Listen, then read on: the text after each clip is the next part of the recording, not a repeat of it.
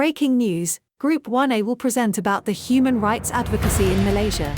The case of the Suara Rakyat Malaysia, SUARAM. SUARAM, Suara Inisiatif SDN BHD, is guided by the Memorandum and Articles of Association pursuant to the Companies Act, 1965.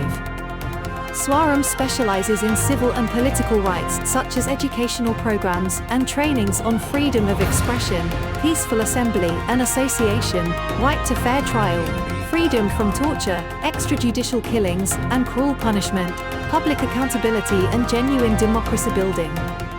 And SUARAM has over the past 2 decades become one of the visible non-state actors in the country in its role to achieve better human rights protection.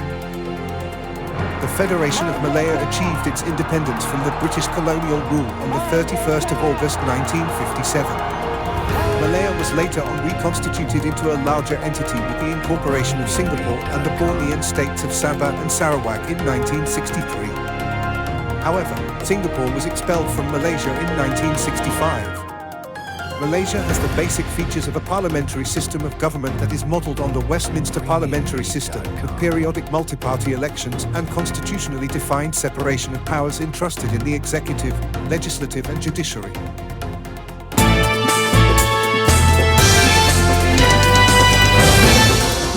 Next, Group 1 would like to proceed with a video that shows the steps taken by SUARAM to achieve balance between various communities in Malaysia.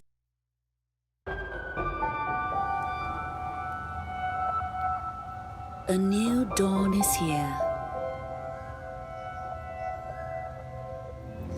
Our golden hour. After the struggle, after the fight, we joined hands. We ignite. For our beloved home, we battled the storm.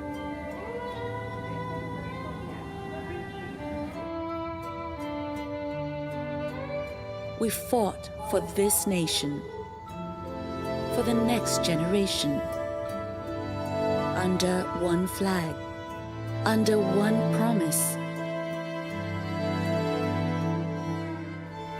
The sun shines bright, bringing hope and bliss. Now we're running free, in perfect harmony. Waited through the pain.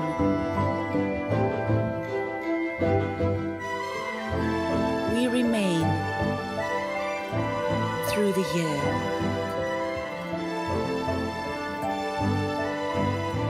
We endure.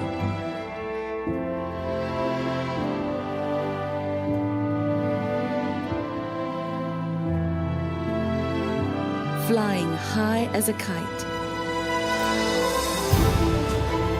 We unite.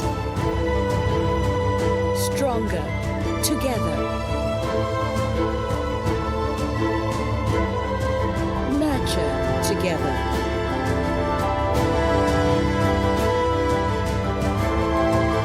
Blossom together.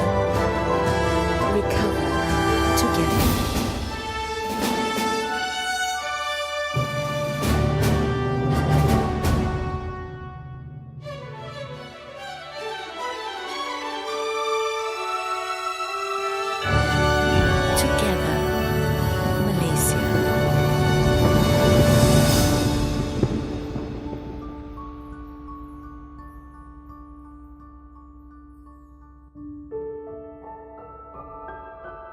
What is SUARAM? The SUARAM, which literally means Voice of the Malaysian People, was established as a response to the Operasi Lalang incident on the 27th of October 1987, where some 106 members of opposition parties, educationists, activists and other individuals were detained without trial under the ISA 18 because they were categorized as a threat to national security. Among those arrested were Lim Kit Siang, the late Karpal Singh, and Dr. Chandra Muzaffar. The former Prime Minister, who was also Minister of Home Affairs at that time, told Dr. Mahathir Mohamad, initiated this massive crackdown when he faced internal pressure within his United Malays National Organization, UMNO.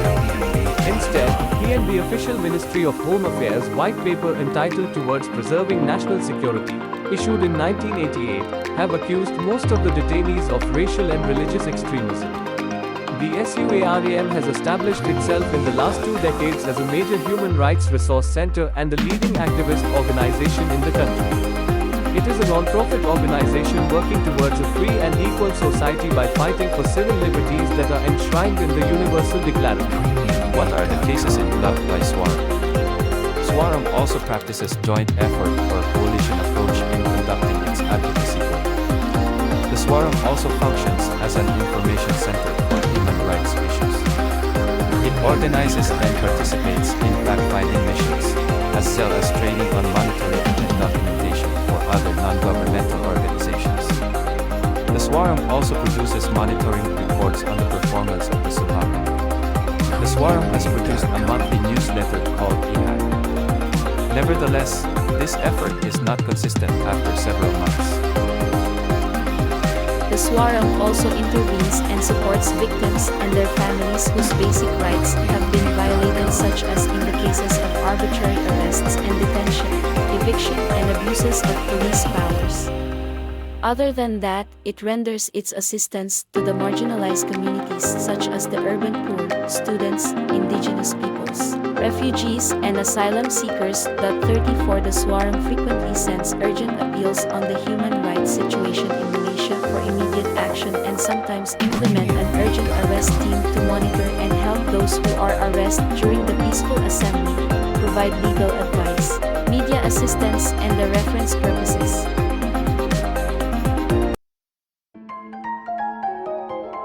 SUARAM is also actively involved in pushing for the government to address the issue of police brutality and deaths in custody. The SUARAM normally receives complaints from the families of the victims, and it will issue press statements or hold protests against the relevant agencies. Many complaints of abuse of power by the police have been made, but actions taken have been few and far in between. Normally, the SUARAM receives complaints from the public that police are corrupt, rude, and violent. In addition, the SUARAM also organizes training and workshops related to the issues of police brutality, and have also published some pamphlets and booklets to educate the public on the use of police powers. Another issue that the SUARAM focuses on is the freedom of association and assembly. The SUARAM has its own share of experience with movements of freedom of assembly.